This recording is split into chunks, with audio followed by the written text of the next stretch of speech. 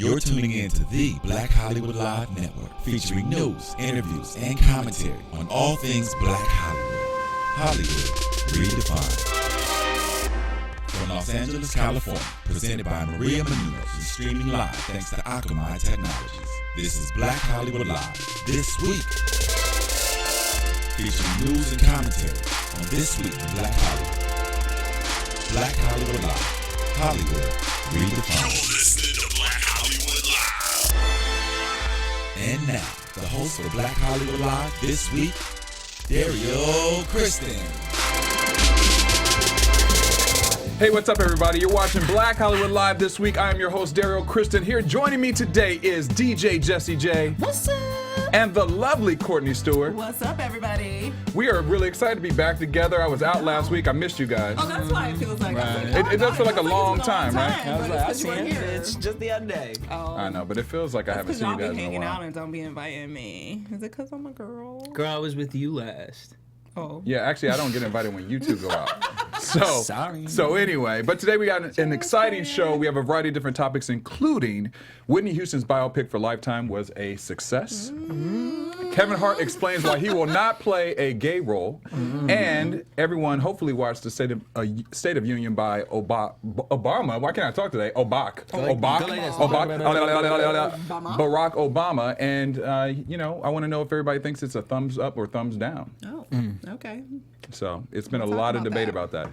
And many more topics will be included in that as well. But first, I want to read the results from the buzz-o-meter question, which was, who won the debate, Nancy Grace or 2 Chainz?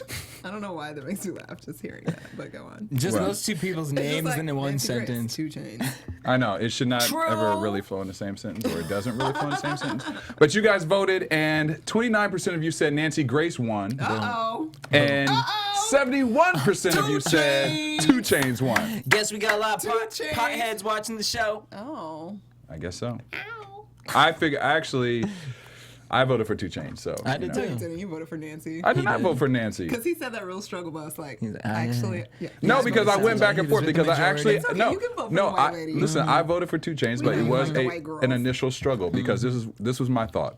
I felt what Nancy Grace was saying about if they make it legal, then it's going to be like these young kids who are able to go get weed, and I don't they necessarily. can't already. I know, but then it's just going to be a plentiful number of them. A plentiful number? It's gonna be crazy. So- Oh my God, the world's gonna be end. insane. Everybody I'm just starts saying, smoking you know what? weed. Not every kid can handle that, so I just don't You think see it should be World Star, accessible and to they got everybody. these motherfuckers fighting on videos, videotaping that. If these kids were high, they would not be doing that. If someone tried to fight me when I'm high, I'd be He like, said, get the kids high He and said, they'll "Get stop the." fighting. You heard They that will. quote, right? I That did. is That a was Jesse Janedy quote right there. That's a right Jesse there. Janedy-ism. Get the kids Yes. high, they won't fight. Get the kids high and they won't fight. Well, I don't know. Like I talk, said, I I was went back and making forth music with when I was it, high. but I understood also what Opinions 2 Chainz expressed was on this saying. episode do not express Right, we need if right. it comes out my mouth, it has nothing We need to that do little with this disclaimer. network. Sorry. Yes, but yeah. So that was my thought with it, but Okay. I clearly know where you guys voted as well. I voted for Nancy. What are you talking about? Yeah, whatever.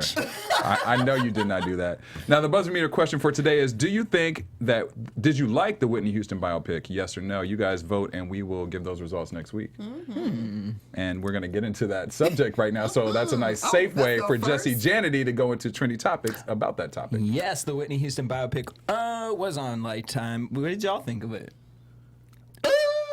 Okay, you want me to start? You want to I start? want you to start All because right. I already know we're going to be All right, so coming from the Aaliyah biopic, right, which I hated, all right, sorry, here we Lifetime, go. I hated the Aaliyah biopic. This one was 5 steps forward from where the other one Really, was. what made you think that? Ooh. First of all, Do tell. I did think that Yaya embraced Whitney Houston quite well. I believed her. Vocally, Yaya did amazing. Believed her. That would be Deborah Cox. I know. That would be. I was like, that was not Yaya, right? That was Hey, what we hey. call light shade. Yeah, Okay, yeah. okay. But I mean, I'm not gonna be mad that she didn't sing Whitney Houston song. I Right, mean, you know what I mean? Because if you're hired for a role, you don't have to do all of that role. You know what I No, mean? I'm of just course saying. not. Not when you're the voice of a Well, generation. Angela Bassett didn't sing Tina Turner's song, but she did an excellent job. Did she? So, She actually did sing some of that, by the way. but she didn't sing most of those songs. saying. Most of those songs she did not sing. I did not know she sang some, but she did not sing most of them. And Jennifer Lopez and Selena, she said, "Como la flor." She did have that line. All right, well, that's fine. And now, what I did not like about it was that I could tell that Bobby Brown clearly had a strong presence, and I don't know if he was executive producer. I don't know. He was the writer. If he was the writer, yeah, because the way they depicted him was not the way media has depicted him The son through of the Jesus. years. I So, appreciated that. yeah, I didn't because I want the real story. I mean, how you I know heard that's the not Houston, the real story? the Houstons really appreciated it too. Oh, they loved it. Yeah, right. I'm sure. Yeah, I'm sure they did. Yeah. Well, you know who did love it was the 4.5 million viewers Yep. that tuned in. This They is did it that. beat out Aaliyah. It beat Aaliyah. But what it did not beat As it out should have. was 1 year ago, Flowers in the Attic. That show was. Damn, they played that on the right day at the right time at the right moment because their demographic, like the numbers were nowhere even near that, like when that premiered out. Like I can't with that. But so Whitney did great, 4.5. It's getting mixed reviews. I thought the movie was entertaining. I will say Lifetime entertaining. movies are always entertaining. And- Aaliyah was entertaining. Wait. It was quite sexual too. But I'm just throwing that. Well, before we get to that, but I have to say, Alexa I the went porn. off of your commentary with the Aaliyah movie. I went into it and I was like, okay, it's Lifetime. I'm going to actually sit down and watch this without judging it. And I watched it without judging it. And then I thought about this. VH1, when I was younger and I used to watch like the Michael Jackson story, the Jackson 5, the Temptations, Selena. As a young viewer, I believed everything that those stories. I thought I knew Selena's life, the Jackson 5's life, like, and so kids are watching this, and this is what they know of Whitney Houston. So then it started making me feel gross and icky, and I had to take a shower after that, and I was just you felt like, gross I'm and at, Wow, Icky? gross and icky. well, I What a- mean, with all the sex scenes, I was like, am I watching Troy 4? Well, I mean, it's very obvious that they had Shout a out Will very. Packer. Shout out Will Packer. I can't. I'm just saying, there were some scenes I was I like, y'all did mean, not listen, have to do I that. thought it was pretty risky for Well, Lifetime. I thought it was very aggressive for Lifetime. I was like, wow. But The backward bed scene where Bobby had her on the back and was pumping. I was like, wow, this is Lifetime. Here's what I will Stella say. got her groove back. Obviously, Brown could do some things with his thing to Whitney. Clearly he and I had mean the her way she ran at him wrapped and jumped on him when whipped. he got out of jail, like Yeah. that, they had a very passionate relationship. So Yes. I appreciated that they expressed the passion in the movie. A good movie. It was Lifetime. Okay, what would you y'all. give it? It was A Lifetime. grade. If you had to give it a grade, what would you give it? If I gave it a grade, I would give it a, like in terms of like movies, or in terms of a Lifetime movie. I mean, I'm not going to compare it to a movie. You can't compare it to a movie. It's As a Lifetime. Lifetime movie. We have to compare it to movies because here's the thing. If it was a Lifetime movie, which it is a Lifetime movie, but I feel like they need to just change the names of these things. Like Aaliyah should have been like A Girl with a Dream. Whitney Houston should have been like It should have been Whitney Trouble and in Bobby, first of Paradise, all. yeah. It should have never been Whitney. Because everybody's like, oh my God, it was like about, but I mean, they obviously expressed that it was supposed to just be about like how they met and their relationship building or whatever.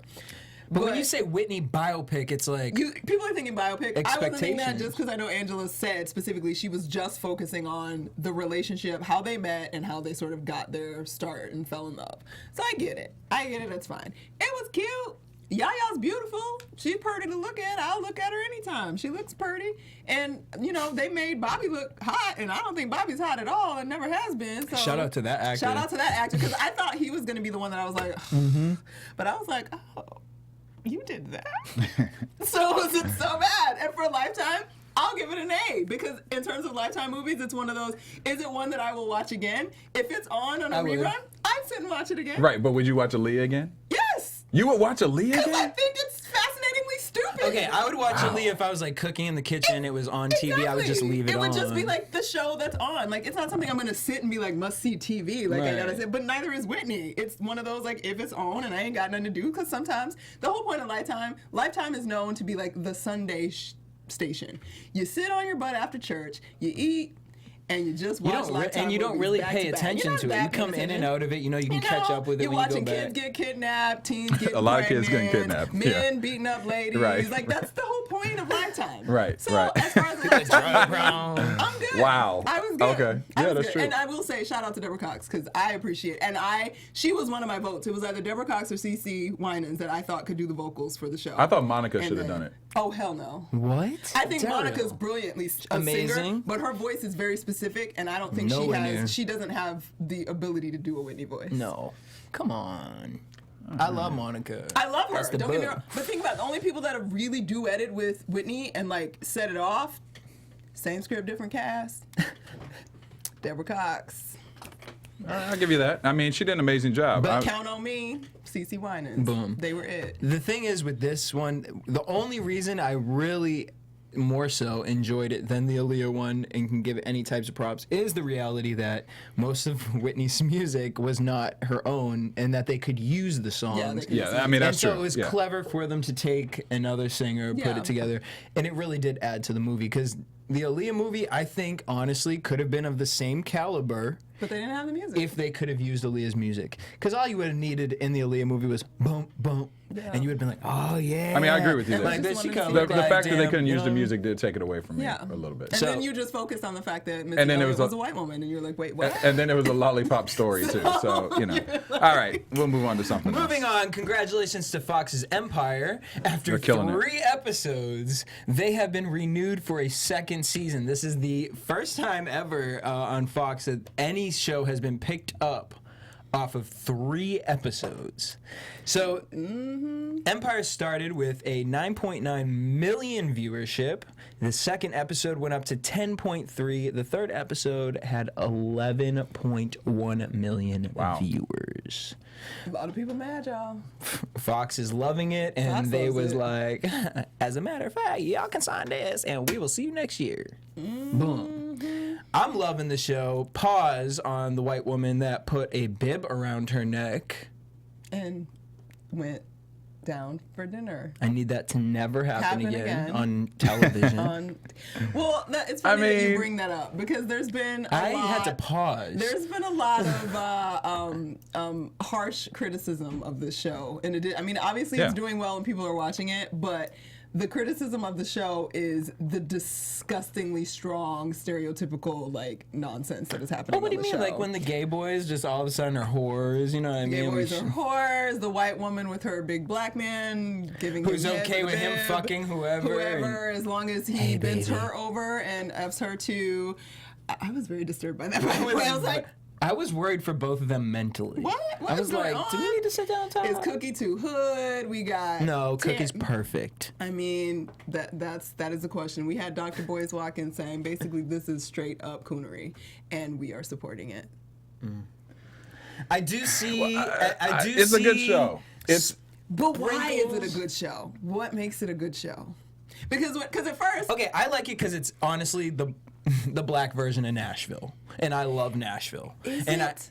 Yeah, it kind of is. Is it? It is. I mean, because you because feel- I would technically say Bitch, yes Raymond because James is up here sleeping Nashville. like 5 different Yeah, women. Nashville does go over the top, Hold too. on. I love Nashville. I said that I believe that. I mean, obviously, the format wise, that's what they're trying to do with Empire. My question though, because I was like reading all the criticism of it, and I was trying to figure out, okay. Because I like it. I'm like, it's very soap opera. Like, I expected it to be a soap opera, so I'm not tripping off of I don't need these, like, perfect images of people, like, on my entertainment when I recognize it's a soap opera.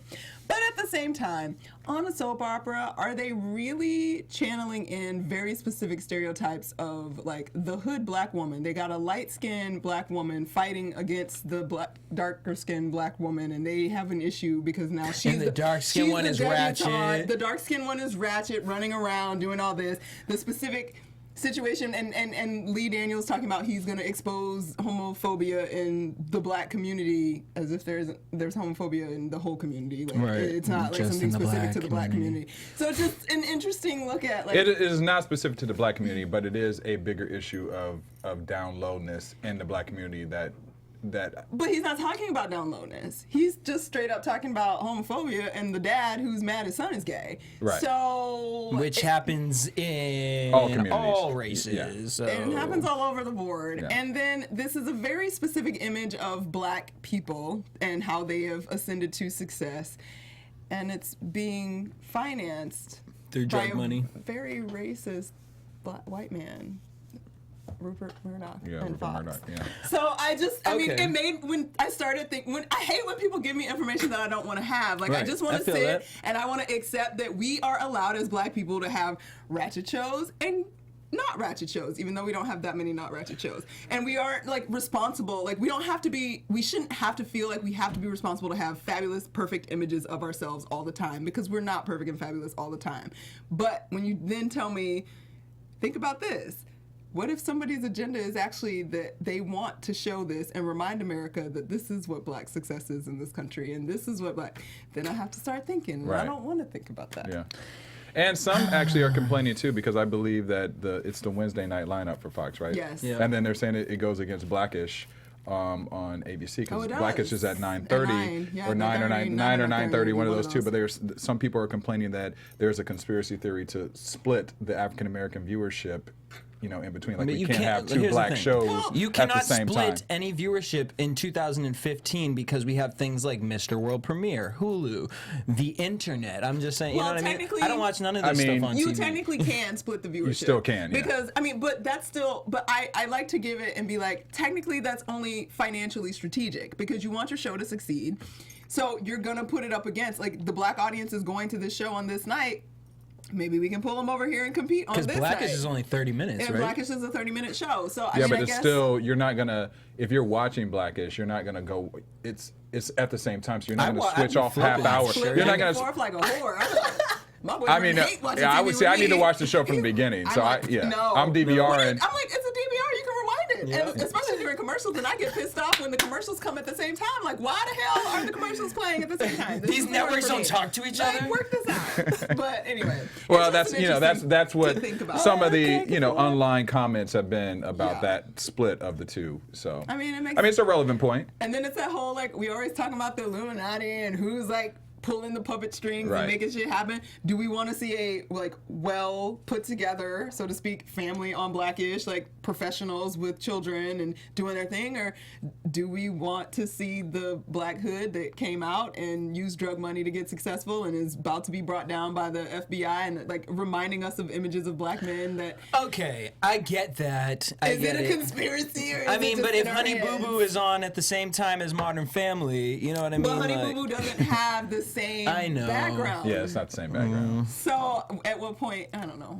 I mean, Anyway, I get it. It's just at think this point. about it, y'all, 'cause I'm it's still gonna on watch TV. Empire. You know what? We're gonna find something in everything. So I'm still gonna watch Empire, and just Yeah. know what it is. I mean, it is what it It is. is what it is. My thing is what is, it y'all is. should watch Blackish live, and then support Empire. You know what I mean? Offline, because yeah, I you don't be can doing the record it at commercials. 10. Yeah, you can record what I'm it at saying? 9 while it's on. Watch Blackish, and then you don't have to watch no commercials. Because Fast when you forward. flip over at 9:30, you That's can rewind very and good watch point. the rest. The more you know. All right. Well, now, maybe moving on. Mondays you might need something to watch. Well, Larry Willmore has got his new show.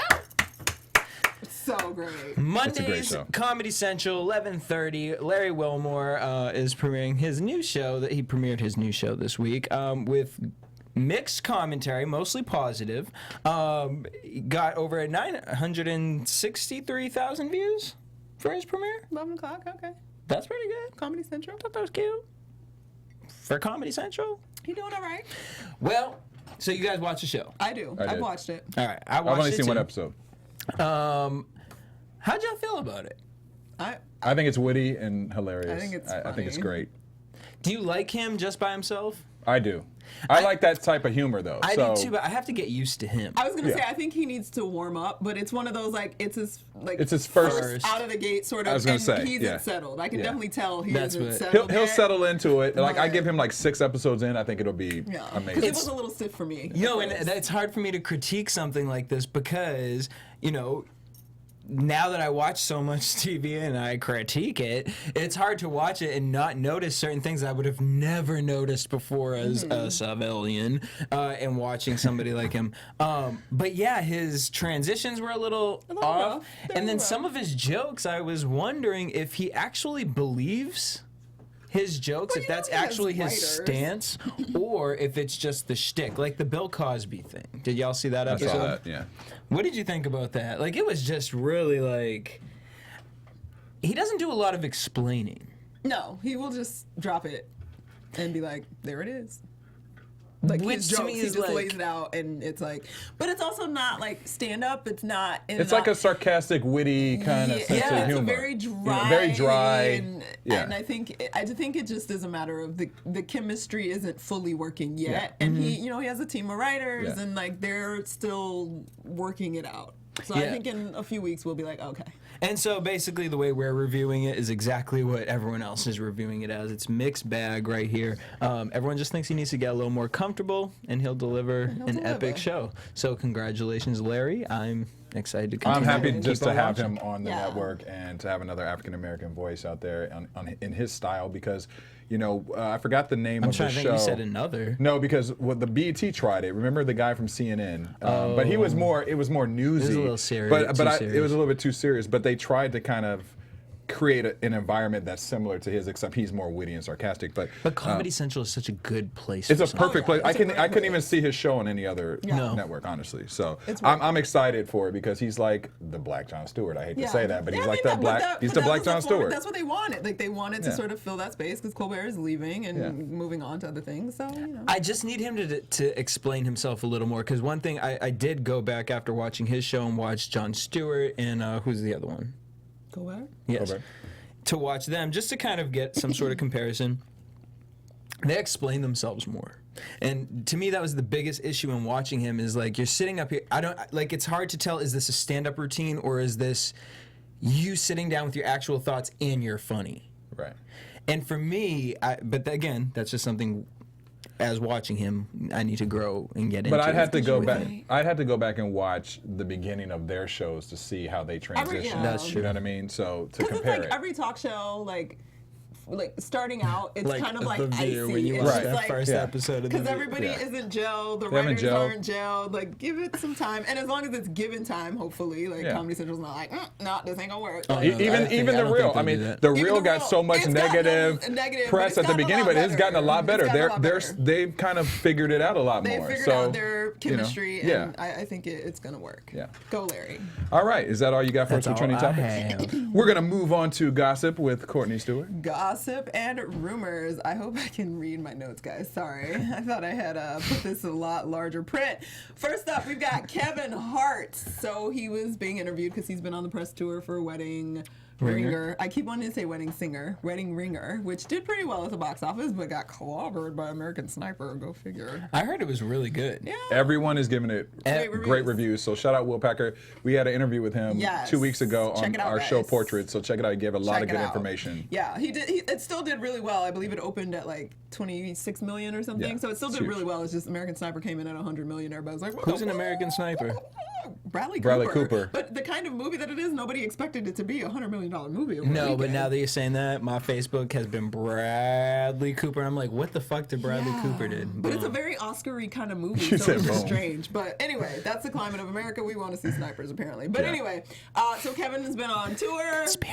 Conspiracy. Y'all don't play some. But anyway, we're not going to talk about that. I'm We're not, talk because I'm gonna about start talking Kevin about people, Hart. my friends on Facebook, and I don't need We're to be going to judging talk that. about Kevin Hart, and he was asked at Power 105 in New York while he was doing one of the interview, like if he would like ever play a gay character, and he was talking about how he actually was offered the role of Al Pacino in the 2008 movie Tropic Thunder. If you guys remember, it was played by Brandon T. Jackson in the end because Kevin Hart turned it down, and he basically turned it down because he said the dude was doing a lot of stuff in the draft that I read. It was real fragrant. Sorry guys, it was That's real funny. flagrant. I was like fragrant. I was like, It was real flagrant. I was like, I can't do this. So then the DJ went on to ask, like, well, do you think you could ever play a gay character? And his reply was, I can't. Not because I have any ill will or disrespect. It's because I don't think I'm really going to dive into that role 100% because of insecurities about myself trying to play that part. Does that make sense? He said he's insecure about it? Yes, he said he's I insecure. respect that. I respect that. As long as you can own up and say that you feel insecure about playing a gay man, because most of your actions come off flagrant. If we were right, let's use that word. I like that word. You know, my thing is you're an actor, or if you want to be taken seriously as an actor. Now, if you want to be a comedic actor, he's a comedian. He's a comedian. We haven't seen him in a comedic Have we seen him in actor. a dramatic role yet? No, right? no. Now, when he starts doing the dramatic role, then we Okay, can but I mean, revisit even this a gay subject. character can be a funny role. I mean, yes, but very true. If that you're owning up to your own insecurities with that, I can understand why you would feel that way. You're short, your mannerisms come off a certain way, and he was rumored to have that rumor had knocked around his head. So I can imagine. I mean, every successful black man has that rumor. I mean, so. every successful person. As soon as you're famous, it's I mean, like, it's oh, true. they're a dyke, they're gay. They did that on Sex and the City. Right, so it's like you know you're a star when they think you're gay. That's why it amazes me that some of these people are like, oh, I don't want to play that role because people think I'm gay. They already think you're gay. But do you think that it would, if he played a gay role, whether it was a comedic role or a dramatic role, it would hurt his career? I in think any way? that Tyler Perry dresses as a woman and But is. everybody thinks he's gay. Everybody thinks even he's though gay. he says he's not. Okay, but he can still be smashing down bitches' pussy. You know what I mean? Like it's Tyler Perry. well, He's sitting there with okay, his well, money. you know what? He's I think the sitting- show, we always Dude, get very- the we're show very can just be over explicit. with that statement being made right there. Smash It could I because that's can't. real I fucking mean, damn. talk. Smashing. Tyler Perry we can think Tyler Perry is butt plugging it up all we want, Well, but butt Tyler plugging and okay. I'm just saying.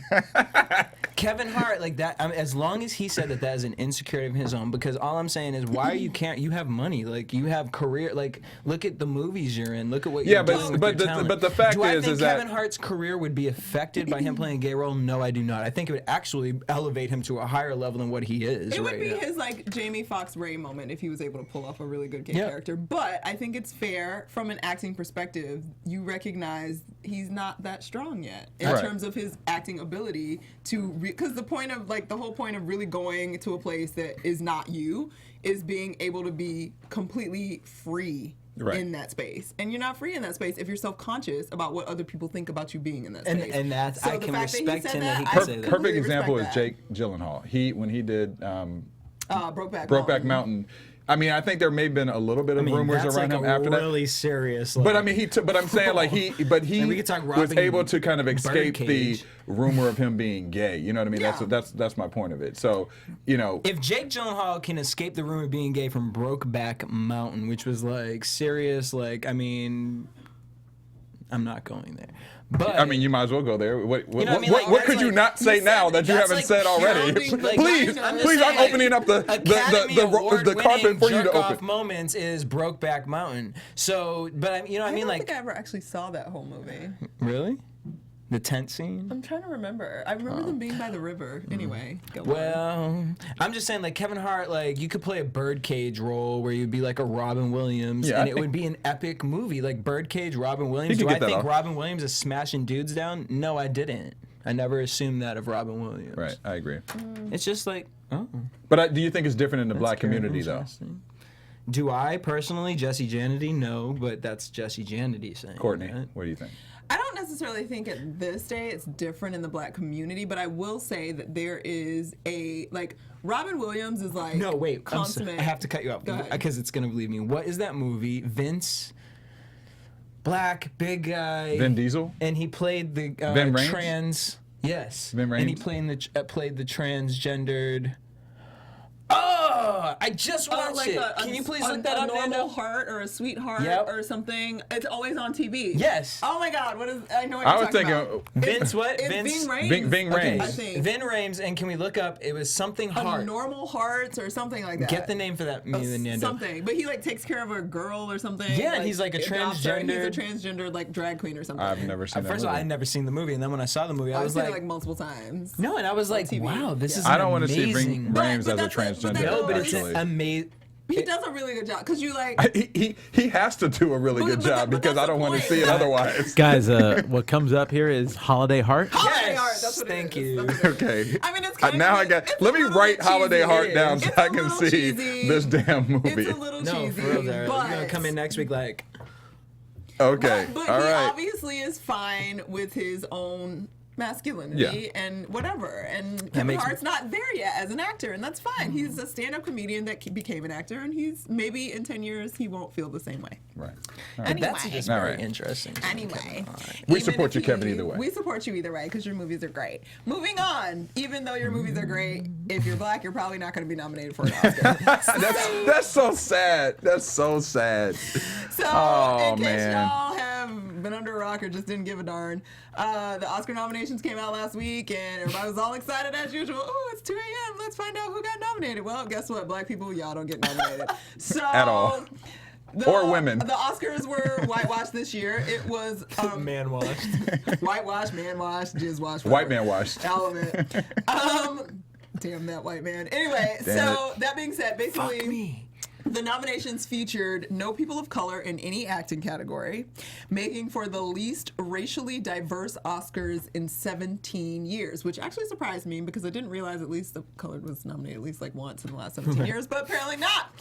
Not this year, y'all. Not this year. So the thing that makes this is kind of crazy and amazing and shocking all at the same time. I apologize. I'm starting to get stuffy again. The first black female president of this year. Academy this year. She's And they have there. more African Americans now who are a part of the Academy as well. But still, statistically, it's really terrible. But either way, there's a black lady running the Oscars, y'all. And so everybody was like, hey, Chery Boone Isaacs, yo, what's going on? Because, everybody was on Twitter with the whitewashed Oscars and, tweeting about it, like, what the hell? Why is it so white? Oscars so white. Her response finally came around Wednesday. And It gave a good enough time for people to write something up. here's what she said. And you can tell me if she wrote it herself. Okay. Chery Boone Isaacs says, the Academy is committed to seeking out diversity of voice and opinion. And that outreach to women and artists of color is a major focus. In the last 2 years, we've made greater strides than we ever have in the past toward becoming a more diverse and inclusive organization through admitting new members and more inclusive classes of members. And personally, I would love to see and look forward to see a greater cultural diversity among all our nominees in all of our categories. Bullshit. Do you feel good about that? I just feel like I want to know what white man wrote that for you, because I'm just sitting up here like I know what movies I've watched in the past 2 years, and I know who's won, and I know what type of nominations have been in the Oscars for the past 2 years, and I'm just looking like. Well, just so y'all have a little statistics going on. So in 2013 survey, the Los Angeles Times found that of the 6,028 Academy Award voters, 76% were men and 93% were white. It's a high number. And in case y'all are confused, you can't just roll up, pay some dues, and join the Academy. You got to get sponsored. And if you get nominated, you might get in. Well, I think it's interesting, too, because, we've had this subject on our show, obviously, before about when we've had different actors and actresses and producers, directors in, we've asked them, did they think that last year's success of Lupita and just the recognition of black films, was that something that was a trend for that year, or was that something that was continuing on? And most people have been optimistic and said, I hope this is something that continues. So it sort of makes me nervous because now I feel like, okay, nothing, no one, in this category, even a female, I feel like we make 5 steps forward and then we take a few steps back. Well, never to fear, quickly. Guys. Reverend Al Sharpton is on the job. What he is trying to put together a committee. Outside of the task force that he already has apparently it's a part of the task force Okay. of some sort. Once the nominations came out, he's investigating. Here's my thing. Making it figured out. I would really appreciate for nobody to do anything about it, actually, because the reality is this. The movie industry is about to turn into the music industry. Yes. And the reality is that... And in what regards do you mean by that? In regards of that 97% are white males, and they're voting for certain movies and whatnot, and that's going to show in the Oscars this year, right? But the reality is who's buying, who's purchasing, who's visiting, who's seeing these movies, who can relate to this show at this point? The Oscars. Well, I didn't watch none of those movies, so I can't relate to you. So your award show is actually not even valid. Today we had over on The Beat, we had an artist in who was like, my goal in life is not to get a Grammy. The Grammys is a joke to me. And that's a new artist coming up. And so for this mentality to start happening of these award shows are rigged, I don't take them seriously, that's going to start rubbing off on the fans. And people are going to start to not care because we already start to not care. There's so many award shows for everything. And so I just feel like now we're taking away the... I don't know how to explain it. The mystic, the magic from these award shows, because it used to be about the people. It used to be about the celebrities and what was actually going on that year. And now I can't connect with anything that goes up on any of these award shows musically, and I'm a music head, movie-wise, and I love movies. But it's just, I see the same thing happening. It's taking a little longer of time, but even when we go to certain carpets, I'm just like, looking at these carpets like, this is a trash-ass carpet, and y'all are this award show, and you're this award. You're supposed to be this prestigious award show, and you have this, you know what I mean? Like, I'm not going to go out there, but I'm just saying. I feel you. I see the movie industry moving in that direction, and they need to smarten up, like, real talk. Like, well, we need to be starting to at the end of the day, it's like anything else. It's like racism. You know, it's going to change because the next generation is transitioning into these roles. As you know, as time goes on, there's going to be a younger generation of a mixed culture of blacks, whites, whatever it may be, who have a different mindset than what's already currently there. And it's just a matter of time before that affects everything in the industry. But the thing is like the Oscars is going to be destroyed eventually because someone's going to come out and say, you know what, we need to come out with an award show that recognizes certain things. And that award show is going to start getting the viewership because when you have 11.1 million viewers watching Empire, what movie are they relating to that is nominated on the Oscars? I mean, it's a good point. I just think in the end that the Oscars technically have not, for quite some time, I won't speak to in the beginning, but even in the beginning, I would imagine, it's never been so much about the highest consumed feature, but it's supposed to be an expression of what is valuable in our culture artistically. Yeah. So in saying that, as much as I would like to be like, in the end, financially, I think we're kind of getting to a place where that is not really relevant. At the same time, culturally speaking, I think there is some relevance in the body of recognizing non-white art as art, if that makes sense. I understand what you're saying. So it's kind of that whole thing, like how Kehinde Wiley, who is this amazing painter that has come along and sort of in the fine arts world, black art is not necessarily paramount. And the idea that he sort of made his way through that is a big deal. I think it's still a big deal, and it is deserving that non-white art is valued on that level. Absolutely. And I don't know that that will happen, and I do agree that the tides are changing, and I don't necessarily think that it's necessarily going to affect finances, and even though I was sort of pessimistic last year about the Lupita thing and like how it's moving on, I'm not pessimistic in terms of financing sort of slowly moving in the direction of it being okay for the other to make films and being financed and that and whatnot. But I do think as a culture, we still have we deserve Blacks, Latinos, Asians to have our art in our country where we are born, raised, bred, and built a country to be elevated and respected on the same level No, I agree. in that platform. Absolutely. So that's where I see the value in it, but I don't think it's the end-all, be-all. In the same way that music, I would like to see some things happen. But anyway. That's a long conversation, but we're going to move on to the last controversy of the week, and that was Light Girls. Did y'all see it? I tried to watch it. I tried to too, but Oprah, I'm going to pick my bone. I'm so glad quick. you're going to speak on this right now. I'm going to pick this is probably not the bone you think I'm about to pick, but it's a small bone. And I don't know if OWN has a situation with Verizon Fios, because I have Verizon Fios, But I set my DVR for stuff on OWN based on what's on the menu that says, okay, Light Girl's coming on at 8 o'clock on Tuesday night. I'm like, okay, I'm going to record that. So when I'm not home, I don't have to worry about it. I can come back and watch it later. Boo.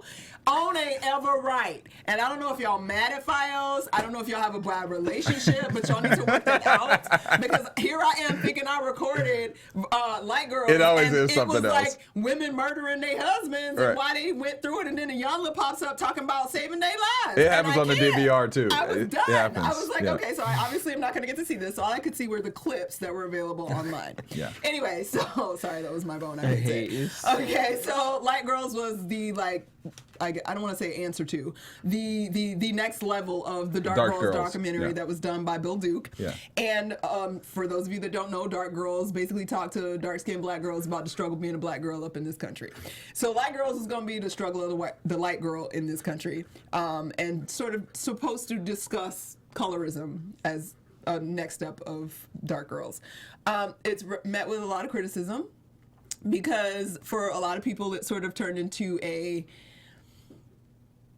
basically light girls talking about, oh, it sucks to be light, but not recognizing their situation of privilege in this situation. So it kind of didn't go far enough in terms of what it was talking about for a lot of people. There were lots of celebrities that were interviewed. Kim Whitley was interviewed. Raven Simone was interviewed, who, by the way, said she's not black, but somehow she's light-skinned. Raven Simone.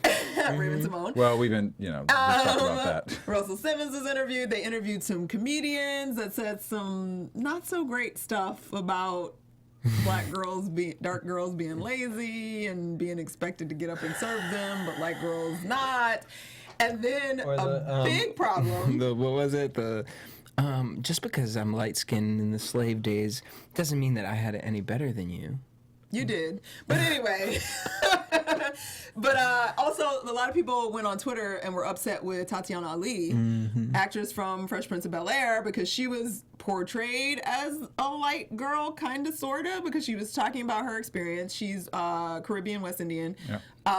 And for those of y'all that don't know, she's pretty brown, about my complexion and darker. But some people get the pass because of the hair. I mean, let's just be honest. She gets the pass because of the hair. But that upset a lot of dark girls because they were like, I thought you was on our team. Like, you was a dark girl. But then she talked about how because of her hair, people were always like, well, what are you? Because, if you chocolate, but you got straight hair, how does that work out? So people be confused. So, yeah, people were not happy. They didn't think that it really did very much. And one of the comments was interesting. It said that listening to light-skinned girls talk about their struggle is like listening to white people try to tell us about racism. So, okay, I couldn't watch it any longer because I was watching it with 3 light-skinned people. And so you just, I can't. Well, so then they were going through it, and I was just like, this is getting politically too much for me, and I just need to go listen to some, Iggy Azalea or something. I mean, at one point, you know what I mean? Like, are there any white people out there that I can be friends with? Because I'm just like, there'd be sometimes I'd be in some certain situations where I'm like, okay, this is making me really uncomfortable. I know everyone just thinks it's real cool to have certain conversations around me, but sometimes I just be like, I'm not joining in the conversation for this one. So we're watching it, and I gotta say, I enjoyed that Ayanla opened the documentary and her explanation of the documentary. And then it just kind of went to a whole new place, and it was just kind of like how you're explaining of the whole our story is so sad. And you know what I mean? Here's where I couldn't watch it anymore, because the people I was watching it with was all they kept saying was, oh God, now every dark-skinned person gonna think that we think this, and all they trying to do. Then they started talking about that this documentary is a conspiracy. I was like, no, I met Bill Dukes. He's a really nice guy. I don't think he's a part of the Illuminati. Yeah. So I was up there here I am fighting for Bill Dukes against these 3 light skins, and they all just sitting up here like, no, you don't know our struggle. I'm like, bitch, I'm a gay white male, and I'm working at Black Hollywood Live, motherfucker. I got my own damn struggle. But the reality is that these people... You're Greek. So the reality is that it was interesting to watch it with light skins, because this is He said with light skins. I love he said with light skins. A documentary, you know what I mean? If I was watching a Greek documentary, I'd be like, okay. Been real excited with my popcorn. They was not excited about this at all. They were offended. We watched maybe about 25 minutes, and when they realized it was anything over an hour, they were over it. They felt it was very negative, and that they felt it started negative. It brought up too many negative things for the dark skin to come at them with, and they felt like it caused too much friction, and they didn't want to be part of any of it, and they shut it off. And I was just like, well, that's kind of fascinating. it was fascinating for me, and I here's just the sat on thing. my couch smoking my blunt like, I love that he said kept smoking his blunt. All right, Jesse, you are in rare form today. Here's the thing. These subjects are subjects that have been going on, obviously, since slavery up until now. I mean, it's good and bad. The good part is that we need to have certain things like this open up the conversation. The bad thing is like, how long are we going to keep, I feel like, having this conversation? We already know the difference between dark skin, light skin. At what point do we just say, F all that, and let's just, as a race, bond together and forget all the dumb BS that's been out there? Watching this, the reason why is because they have two documentaries, one called Light Girls, Dark Girls. Well, the next one, let's combine it and call it... No, there shouldn't be a next one. There should have just been that one where it said girls. We got girls, we got white girls, we got dark girls, we got light-skinned girls, and we're going to go into each one of them and all of their internal issues, because white girls got problems too. You don't think these albino-ass white girls with red freckles on their face have issues? You don't think that? They do. They have whatever type of internal, and I'm not saying that you can compare it, you can say that one is better than the other, one is whatever of the other. Every girl has issues because of their skin, every girl has issues because of their hair, every girl has some sort of fucking issue, and that's the reality of it. From watching both of these documentaries, is that every girl has a certain issues. Now, I understand where we're trying to go with the documentaries. However, I personally do not feel that they went, like you said, went there deep enough. So if you're going to go there, we're going to say light girls. Well, we need to have the opposite side in there, talking about certain situations, why they feel certain ways, and having these girls speak to each other. To have one camera... That's my point. No, that's what I'm saying. That's the next step that needs to happen. But to me, the problem comes from that we have this documentary, that documentary, because I was thinking about this today. I feel like we're a country of teams. It's like you come up with team light skin, team dark skin, team this, team that, and it's just, I can relate to this documentary. Oh, I can relate to that one. No, why can't we relate to this one documentary that talks about all of our struggles, all of these problems? And that's where it bothers me, because when I did watch this, it just did seem like a whole bunch of light-skinned people talking about, like, it's just so hard, like... And it would be like watching a bunch of white people talk about, like, life's just so difficult being white, like... You know what I mean? Like, yeah, but okay, so here's the thing. Like, you know, I have empathy for... the light-skinned person, because I am a dark-skinned or brown-skinned man, and I've had my own issues growing up of hearing some of my lighter-skinned relatives say certain things about good hair or what's better, or marry a light-skinned woman. I've dated light-skinned women, and I've dated a woman who is biracial. Her mother is white and her dad is black, and listening to some things I've said that I feel now a little bit insensitive about, because I heard some of her struggles about being in between. Was there ever a time where you felt like she would never understand what you went through? Yeah, but I won't understand what she went through either in a certain regard. But was that because something you learned she got after the teased fact? on both sides of the equation. But was that something you learned after the fact? Did you already have that prejudgment in of because she was light skinned? Before you realized that, before you got to know her, did you have that prejudgment? No. No?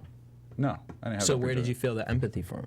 I felt it once I heard her story about, okay, you know, this is what she's gone through, because I would think that she's had the best of both worlds. You know, like you kind of are in her dad's black, her mom's white. You have the best of both worlds. You grew up in both environments, but that wasn't her case. She wasn't black enough for the black girls and wasn't white enough for the white girls. So it's like, you know, I've heard a lot of those stories as well. So I have a little bit of compassion towards that. But in 2015, do you think it's different? I think in 2015, you know, light skin is.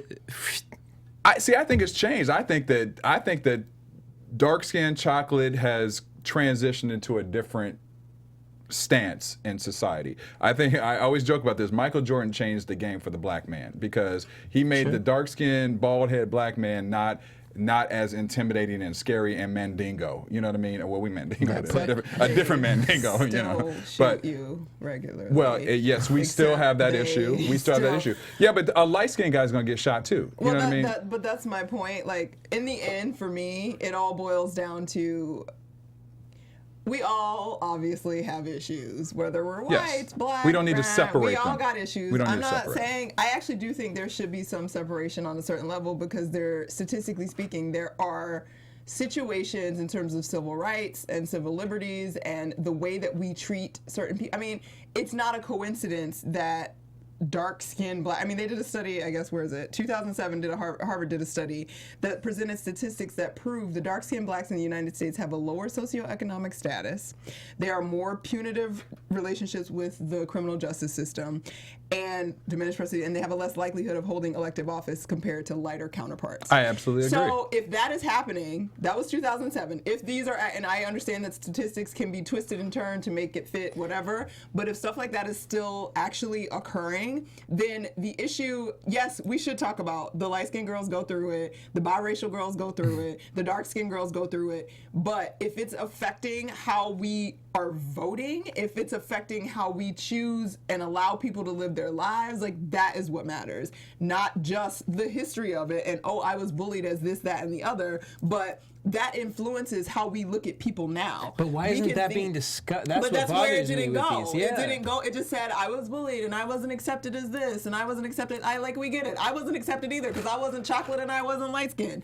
But where's the discussion? But where's the conversation about what that actually means for how we deal with each other and how we treat each other? Why is it that if I'm light skinned I can get a television job, but if I'm dark skinned and I have nappy hair that I'm suddenly different, or that I'm suddenly like a freedom fighter and they're scared of me somehow because I'm aggressive suddenly because I'm black and I want to wear my own hair. Like those are the things that we have, and maybe that's just it steps because like it's a documentary. Documentaries take years. Who knows? Like maybe the next installment is going to be what the hell is wrong with white people looking at black girls and light girls differently. Like, and who knows? I don't know. But what I'm saying is I don't as sitting through it was probably like, oh really? I do think that there's an element that we still have not even like touched the surface of, and it's easy to be like, everybody has problems. Yes, everybody does, but everybody's experience in this country is not the same, and they don't have the same opportunities in the same way because we still view each other through certain lenses that we seem to refuse to admit to for whatever, because we want to believe that we're elevated and that we're evolved and that we're smart, because we are smart and we are evolved and we've come a long way, but we always want to just sort of close it off and just like look at just the surface just enough to be like, we're thinking about it, we're talking about it, That's we're true. but we're not really talking about it and looking at it and really like, if dark-skinned women are not getting the same breast cancer treatment because people look at dark-skinned women like without realizing that they have a different prejudice in their brain, like that's a problem. Like we need to figure we have some shit to do. I just want to live in but it goes back to kind of like Jesse's point. My thing is like we keep separating everything, and at what point do we need to hear both stories? We need to have a documentary or an Oprah special, or Ayanla special, whatever it may be, our own special. But we have both groups, all groups, sitting in and discussing it, because that's really the only way we're going to get the result. Because by watching these documentaries, sure, we obtain the information, but it's still the separation. It's still this group having their opinion and no one's talking together. 100%. So we need to do that. And that's the Oprah, call us. We'll listen. Black Hollywood Live. I will produce that show. We'll produce it with you. All right. I will produce Not for light skin, play. dark skin documentary. Jesse Janedy. This is for play. This is for play. But I mean, I guess it's also like it's not necessarily for black people. Because I don't necessarily think that every white person is really attuned to that this idea of separation still really is an issue. I agree. So maybe we weren't entirely the audience. So maybe they were just trying to like scratch the surface to share that with a bigger audience and move in slow. Opens it up. Maybe. Okay. I don't know. All right. Well, I'm glad I heard I mean, we could go on. I mean, we could have a whole show dedicated to that subject completely. I mean, we can talk about that forever. We can talk about it forever. But we want to hear what you guys have to say about it as well. Tweet us. Are you light-skinned? Let us know. Are you light-skinned? Are you dark-skinned? Yeah, right. Let us know. Have you had issues? Let us know what those issues are. Tweet us, Instagram us, Share with our Facebook page. They hit me Long up. I'd be the top. conversation. Listen, a whole bunch of people. They've been hitting Jesse's me up. actually light skinned. He just didn't know it. He just doesn't know it yet. Apparently, Yes. yeah. All right, well, we're going to move on to our hot topics. But before we do that, I want to remind everyone to go to iTunes and give us a rating and comment. You guys have done a great job with giving us a lot of good comments. Keep it up, Jesse. Good ones. Great comments. We really appreciate it. commentary, Yes. guys. And we also have a variety of shows, A whole such bunch as of them. Talking about all this. talking about all this light skin Derrial, and what dark kind skin. of shows do we have? Let's see, we have Brown The skin. Beat, which you host, I which is a actually music do. show. Yes, Great Actually, show. have you ever heard of what was the other one? Portraits, maybe? Okay, I Or was it- actually gonna go Or to- was it Fashion 401 Fashion with Courtney? 401. It's a great show, actually. We They- talked about those clothes. You guys had a great guest How to today. keep it. Yes, his name is Ari Poga. He's very adorable and wonderful. Just check it out. And we have Stand Up Sit Down. We have. Tell me about that Just new as- show that What, you just comedy? launched off. There's a new show. Well, we're going to keep that a little bit secret until. There's a new show coming, guys. There's a new show, so keep be your tuned. eyes You're on gonna like this new show when blackhollywoodlive.com. we put it out there. But we have about 15 different shows that we want you to rate and comment on, and go to iTunes. Let us know what you're thinking about. Give us 5 stars. We love those. But if there's something you don't like, let us know, and we will work to fix that for you. Work it So do they out. call you to let you know? You can call me, you can tweet me, you can Instagram me, or you can just go can to ask him out on a iTunes date, and type find in him on Black Hollywood Tinder. Live. Yes. You can find Derrial on Tinder. His name is @DChamp. 312. Yes. Hit him up. AKA. Swipe right, swipe left. Right. All right, we're going to move on to our EUR Web Story Spotlight of the Week, which is not my account on Tinder, which doesn't exist, by I'm the way. sorry. He's lying. The champ number 1. It's D Dingo. D Dingo. D D Dingo 08. D Dingo Unchained. All right. All right. Well, we should not be laughing. We should not be laughing right now with this first story that I'm about to talk We're about. not laughing. There is We're this smiling. actually, in all jokes aside, this makes me Am I look free at tonight? gum in a different way. Make you look at gum in a different Gum way? in a Okay. different way. All right, we have a young woman by the name of Shanice Clark. She is a senior basketball player for California University of Pennsylvania. Unfortunately, in the last week, she's passed away, and they are saying that she choked in her sleep with chewing gum. So they're saying that they found her about 3:03 in the morning, and they were unable to give her any type of. She was unresponsive from this situation. So she was a senior communications major. She was from Toronto, Canada, one of the stars on the basketball team. They said that they're thinking that she probably was chewing gum before she went to sleep, fell asleep, and unfortunately suffocated or choked off of that chewing gum. So it's horrible because it also makes me think about this in a different way. I chew gum a lot. I fall asleep sometimes. I have fallen asleep. With your gum in You your know, mouth. That's just. Yeah, It's I don't something. understand that. It's like one of those weird freak accidents. No, it's not. That just That's a- happened. that's It's a like falling choice. asleep in your contacts all night. It's not a freak accident. Like Get you off knew your ass you and had your spit it out. yeah. Yeah, but sometimes you're tired. She could have been No. No, so you exhausted. just She could have been tired. studying. Tired. You don't 2, 3. wake up. You made 3 excuses right there. That was I'm just 3 saying. excuses. Well, listen, we all do things What do that we do? sometimes That's when we're like being tired. I'm gonna eat a biscuit that we and don't I'm gonna go normally to sleep do when while we're I'm not doing tired. it.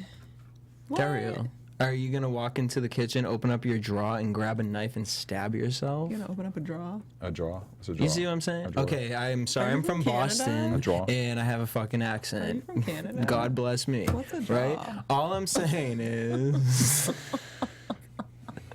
All I'm saying is you got gum in your mouth, y'all. Y'all should not be laying in your bed. You should not. Didn't you have grandmothers? My mama would smack me. Like, and I'm not trying to say anything because, you know, I mean, this is a freak accident. Freak So accident. sad. Terrible. It actually reminds me, Rhiannon McCush, a girl I went to school with, a similar situation was not gum, it was actually a candle, but it was just a dumb little thing. What happened? She ate a candle? No. No, Fire. she had just lit a Yankee candle Oh, next to okay. her bed. And it next to caught her fire. bed, and she fell asleep, and somehow it had caught fire. And she didn't wake up. Nope, she burnt. Her and her roommates burned, damn. and passed away. So you know what I mean? It's like, and I know what that feeling was for me personally, knowing her and knowing that it was just a situation that there was nothing anybody could do. It was a dumb little accident.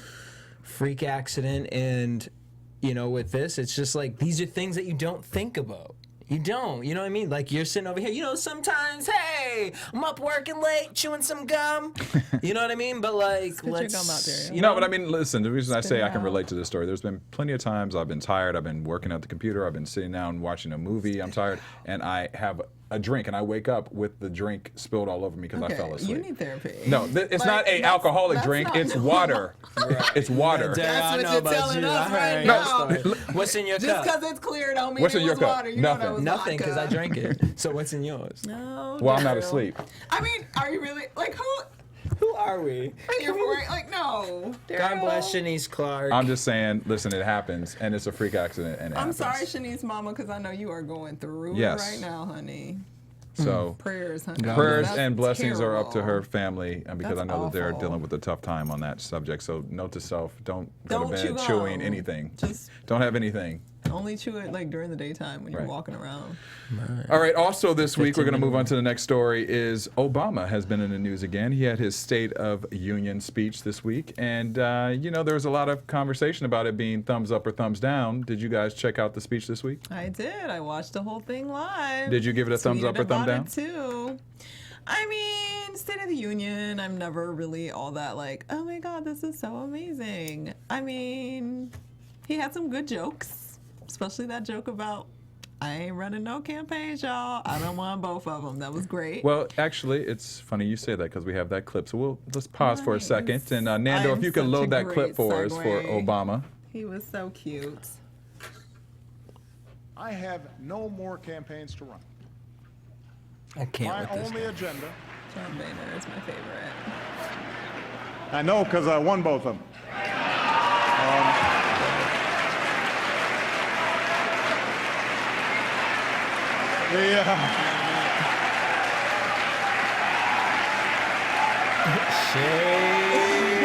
Super shade. That's like shtick So that- for that- like the State of the Union. Like, It is. We're not gonna clap. We're not We're gonna do above this. This is not the Grammys. Well, for those who are watching and listening right now, we did a little clip from that State of the Union, and it was a little bit of a plug that Obama did towards the Republicans who did not clap when he said that They he did not could clap. no longer run for office. And they're not basically. supposed to. That's sort of like the theater of it all. That's just how it is, and it's fine. I mean, the best part. I know this is gonna sound shallow, but like State of the Union, I always feel like is very. It's very shallow. It's kind of like, yes, I'm gonna do this, and we're great on this, and we've done great, and I'm gonna do this, and yeah, it's mostly bull. Because like, if you look at the list of what he said was gonna happen last year, like 2 things kind of happened. It's not to say you didn't try. 'Cause Well- I'm not anti-Obama, but it still to me comes off a little bit fluffy. And to me, the most entertaining part, because I'm decided to be a shallow human being, is all the memes that come out of it. with There was Joe a ton of Biden memes. Yeah, and what's his name? John Boehner. They is, put him against the Grinch. Yes, and they did the against the Grinch Grinch. face. John Yeah. Boehner is a real orange brother, and I'm just trying to figure out how you got so orange. But My thing is this: if I see this man be disrespectful one more time, like it's just like at a point where it's just like, dude, you know you're on camera. Like, I don't know, you know what I mean? Like, it comes to a point where it's like, you know that people are gonna make, like, you have to acknowledge. I understand you're in a very like prestigious it's situation, performance art. right? But It's you know what I mean. the But you art have of to our understand, culture. people are Instagramming this He shit. wants it. He wants the That's attention. why they Yeah. do it. It's performance art. Like politics, don't get it twisted. It's not like this whole complete brainiac situation. Like it's a cultural thing that we specifically do certain things, and we even though, down to when he comes in, when Obama comes in, and the guy that yells, "The President of the United States," and then they all walk through, like it's theater. It That's is. sort of part of what it's supposed to be. Well, you know, Down to the you both ties. gave kind of your reactions to the speech this week. Huffington Post did a article on America and how they were feeling. They did a poll on how people really felt about Obama's speech. So here are kind of the highlights of the reactions that they're saying that the America feels. First one is Americans are more enthusiastic about Obama's policies now than before the State of the Union. They said the people surveyed were genuinely positive about the speech. They said voters like Obama's 2015 speech versus his 2014 speech. That's because we have cheaper gas prices right now, and we're shallow. Like, let's be real. Like, Yeah, I'm loving Obama right now, y'all. Well, some people say poll 247 respondents also I like. filled my gas tank up. Hold on. I filled my gas tank up for $27. No, it's- my gas it's tank amazing right is now. normally $60. And it's staying that way right now. I'm surprised it stayed so and long. we're It's gonna $2. destroy our like electric and No, I natural know. gas I know, 'cause industry I'm already because we're paying idiots. And then $600. in 2 years, it's gonna be like It's gonna go back up. $6 Yeah, to buy gas. it'll But happen happen again. Going But it always goes in waves. Number 4 is poll respondents like some issues better than others. Americans, and number 5 is Americans still want Obama to work with Republicans in Congress. He can't work with them. They don't want to work with him. Like, they're not going to suddenly decide now because they've won offices now. Like, let's work with that Negro. He's real good. he's all right now. He's so smart. 31.7 million people tuned in to watch his speech, which is huge. They were was saying huge. that It was was a lot. a very high number. And also, you know, there has been some of the highlights that I did enjoy was that, you know, I'm he glad did- the Whitney biopic did not beat that. Thank God, thank God. But the LGBT community, Oh, they were super they were really excited happy that 'cause he used the word said transgender in his speech. Go figure. And also, some people were very happy about the talk about improved economy, the stock market getting better, the free community college for students, which is a great opportunity. $9 billion. Make that happen, bro. That's right. Job growth, and then the healthcare opportunities have been better now than they have been in the last 50 years. But it still failed Obamacare, according to the Republican response from Joni. I forget her last name, but she's like the new Republican star that did the response that sounded like a robot, like right after he did his speech. She did, yes. She said it's failed Obamacare policies, so they trying to roll that back anyway. Yeah. Anyway. All right. So you know what? It's Listen, comical. it's interesting, but I'll take We're it. gonna talk about mine. Go ahead. Yeah. Well, you know what? Obamacare I'm is not doing great. it. I'm not mad. I was just happy that I ain't Obama gonna went there with the embarrass Republicans myself during on his that speech and just gave him a little bit something back of what they always give him. But Mm-hmm. okay, we're gonna move on. do. For more of that story, you can go and download He's all gonna of be the the happiest man speech. alive when he's out of office. Absolutely. He's gonna be on vacation He's in gonna the be like, Bahamas. $1 million a speech. Right. I ain't He'll gotta start deal dyeing with his these hair back mofos black no more. again. Exactly. Our last story, which we'll quickly get through because we're running out of time with the show, is about Kendrick Johnson.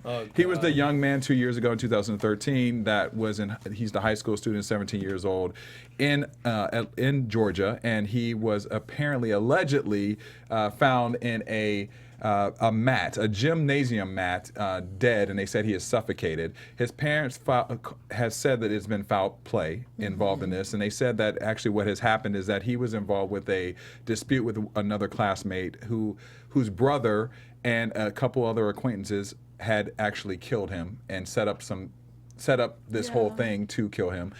His father is a FBI agent, and apparently the family feels that there was a lot of corrupt things being involved with this, that the FBI agent involved the police, and that, you know, all of this stuff has been under this freak kind of investigation that really isn't the truth. So basically the family is now suing for $100 million. A lot of money. Does Georgia have $100 million to give somebody?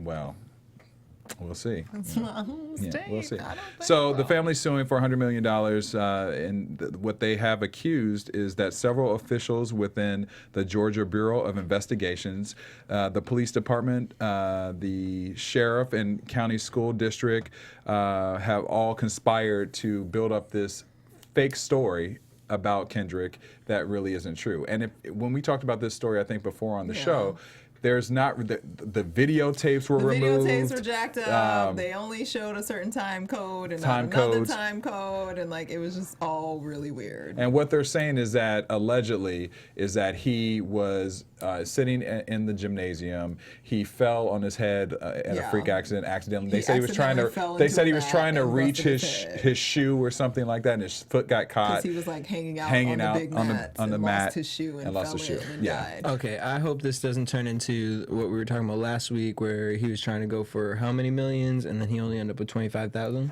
Oh, Well, hopefully that was the hubcap guy, right? something like that. Was that the hubcap? I think that was the hubcap guy. Yeah. I don't know. I'm just saying because people be lying and ish like that, but this is a child's life. Well, initially, the first autopsy that was done by the police said that he died from suffocation. Now, what they're finding out, the family did another autopsy, and what they said was, in the second autopsy results, is that it was revealed that the teen died of blunt force trauma to the neck and to his organs, and they said that he was actually missing parts of his organs inside his body and was stuffed with newspaper. Well, that was because when they transferred him to there was this whole thing with the coroner and going to the funeral home and that they stuffed him with newspaper and there was this whole other thing. So I don't think that the guys that did it maybe were stuffing him with newspaper. I think that was a bone to pick with the coroner and the then funeral why was that service. happening? But that could be because there was bruised organs from a beatdown that they didn't want to get out. I don't know. But I've been watching shady. too much The Wire, y'all. I mean, but it all I sounds think that shady. it's all shady. He fell in a He mat accidentally with his fell. shoe and bumped his head and Yeah. died. Girl, bitches And he was is rolled in chewing the on mat, gum. The Grant you. mats are rolled Yeah, he up. was mad at. Was he yeah. hopping on mats? Who Right. does that? No. I think that there's going to be a lot that's revealed in this story. I'm glad that the family's really going after the FBI agent and his sons. Sad. $100 million is a lot of money. They so. won't get that, but good luck. And what the FBI agent's lawyer has said is that this claim is frivolous. What a dick. So It's not frivolous. Frivolous. Your 17-year-old son died Frivolous. in a mat. Whatever. Anyway. all right. Well, so for more of that development, go to eurweb.com. They have a lot of information that's updated for that story, and continue to read about it. It's sad, but I hope that the family gets some justice. All right, well, that concludes this week. I want to remind everyone to go to the buzzer meter question, which is, did you like the Whitney Houston biopic? We all had our strong opinions about it, obviously. But we want to know what you guys think, and we will read those results next week. Jesse, where can your fans find you? At DJ Jesse J. Courtney, where can your fans find you? Stewart Starling. Y'all can find me We can find you. in the Yeah, okay. bathroom, y'all, because I gotta pee. I'm All right, not gonna fucking you can find. lie. We're gonna let DJ Jesse J go pee. Damn show, All right, so I you can go to the bathroom. Well, stop talking. All right, you can find me at Derrial Christon on Instagram, Twitter, and Facebook, and we will see you next week. Go pee, Jesse. From producers Maria Menounos, Derrial Christon, Tiana Hobson, Kevin Undergaro, and the entire BHL crew, we would like to thank you for supporting Black Hollywood Live, the first online broadcast network dedicated to African American entertainment. For questions and comments, contact us at info@blackhollywoodlive.com. Like us on Facebook, tweet us, or Instagram us at BHL Online. And I'm your BHL announcer, Scipio. Instagram me at Planet Scipio. Thank you for tuning in. I was like, what? But I was like, no.